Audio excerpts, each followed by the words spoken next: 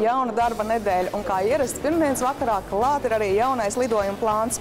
Šajā reizē sāksim ar pavisam karstām ziņām no aizvadītās nedēļas nogales, kur Spilvē pulcējās Latvijas aviatori. Dzīvē es esmu tramvaju vadītājs.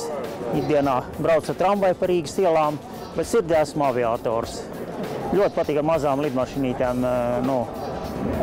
Ir nācies lidot, un nav nekā labāk par mazām lidmašīnītēm. Mašīnas gan man ļoti nepatīk tiešām. Tas traucē braukt pa pilsētu. Mēs no Liepājas esam atbraukuši tālu ceļu.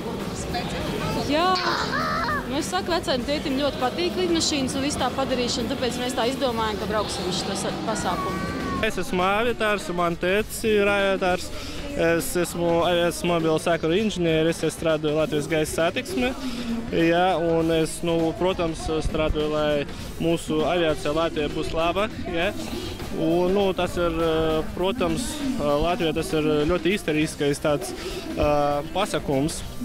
Un es ceru, ka tas būs kā tradīcija. Uz pirmo salidojumu aviatori bija aicināti līdzi ņemt arī kādus materiālus, kas varētu kalpot par topošā muzeja eksponātiem.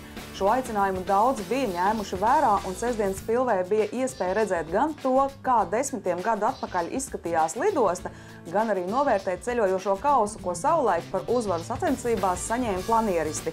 Bet pāri visam, protams, bija atkal redzēšanās prieks un atmiņas. Es gribu parādīt, lūk, mēs te trīs esam. Tas bija pats sākums. Līdz 15 vietas pasažieru. Pēc tam uz ilu 14, 24 vietas bija, un pēc tam ilu 18. Kad es sāku lidot, laikās ar izpletni, toreiz pat lidmašīnas nebija, jo bija Staļina laiki, kad lidmašīnas Baltijas republikām nedēva. Mums bija tikai ar aerostatu, bet šeit Spilvē no aerostatu lēkājām, un tad sākam ar planieru lidot. Pirmā stjuarte no 5. Un radists. Dēls mans arī lidoja. Tētim ir darba stāžs 96 gadi. 96 gadu darba stāžs aviācijā. Jo lidota... 1 gadu ar 2,5 par 1 gadu. Starp citu, runājot par stjuartēm, sestdien Spilvē ieradās arī bariņš jaunu meiteņu, kas tērpušās atbilstoši stjuartes darba formai. Tieši aviatoru salidojumu un Spilves lidostu atzina par labāko vietu, kur ierasties īsi pirms iestūrēšanas laulības ostā. Es priecos. Mūsu līgavai ir bijusi aviācijas institūta studente. Jā. Un stjuartes tās ir viskaistākās sievietes pasaulē. Tāpēc tika izdomāts, ka mēs esam stjuartes un atbraucām tieši uz šo ļoti jauks pasākums. Noskaņojums patiesi visiem bija labs, un tas par spīti diezgan draņķīgiem laika apstākļiem. Bet, kas vēl svarīgāk, visi no mūsu uzrunātajiem aviatoriem izteica cerības, ka Spilve patiesi atzīmes un turpmāk regulāri pulcēs gan bijušos un esošos, gan arī topošos aviatorus. Un es ļoti ceru, ka šeit Spilva būs, šā Spilva būs restaurēta un tur būs liels, ļoti interesants muzejs. Es ļoti ceru. Vajadzētu arī pāriet, tagad tas vairāk it kā ir ar muzeju saistīts, bet tam vajadzētu pamazām pāriet tādā darbīgā, nevis atcerēs par pagātni, bet darbībā nākotnē. Es uz to ceru, kad beidzot atgriezīšos tā, kā bija Ulmaņa laikos, kad bija tūkstoši bija, jo lidošana jau ir visiem patīkama lieta. Lidošanas paraugu demonstrējumi bija paredzēti arī sestdien, taču, kā jau minēts, laika apstākļi bija patiesi draņķīgi, un organizatoriem vienkārši neļāva īstenot visas ieceres. Tas gan nemaitāja kopējo noskaņojumu. Neskatoties uz slikto laiku, noskaņojums ir labs.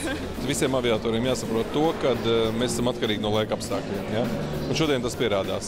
Protams, mums nenotiks aerobātikas šovs, mums nenotiks arī brīvais mikrofons ārtelpā, jo šobrīd sāk stipri līt. Bet no otras puses viss ir labi, jo mums ir aerovaks zālu telpas, ja, kuras šobrīd arī tiek tā apmēram izmantotas. Ja. Sanākuši cilvēki, visi tā kā vai nu ir atlidojuši, vai grib kaut kur aizlidot. Ja. Ir prieks par tiem, kas atnāca, un es domāju, ka tas ir aizsākums tam, kad 1. jūnija nedēļas nogalē šāds pasākums Latvijā notiks katru gadu. skaidra lieta. Visi Latvijas aviatori sestdien nevarēja sabraukt uz Spilvi, taču savus un kādreizējo kolēģi kontaktus daudzi atstāja. Un tas, turpmāk organizējot nākamos pasākumus, ļaušot aviatorus uzrunāt nevien ar reklāmām televīzijā vai radio, bet arī personiski. Un to pamatmērķi mēs esam sasnieguši. Mēs esam apzinājuši un ceru, ka cilvēki ir piereģistrējušies ar tādiem saziņas līdzekļiem atstājuši, ka mēs viņus varēsim tieši uzrunāt nākošajos pasākumos. Un, katrā ziņā man ir prieks redzēt tos cilvēkus, kas ir satikušies, kas ir atnākuši, kas runā savā starpā un stāsta, ka te es tad un tad darīju to, un te tad un tad bija tas un tas, un te tad un tad bija tas un tas. Tā kā atliek vien secināt, lidošana, lidmašīnas un aviācija aizrauj cilvēkus. Un ja jums nesanāca būt pirmajā Latvijas aviatoru salidojumā, nekas vēl nav zaudēts, jo pilnīgi noteikti šie svētki kļūs par tradīciju, kas aviatorus gaidīs katru gadu jūnija pirmajā nedēļas nogalē.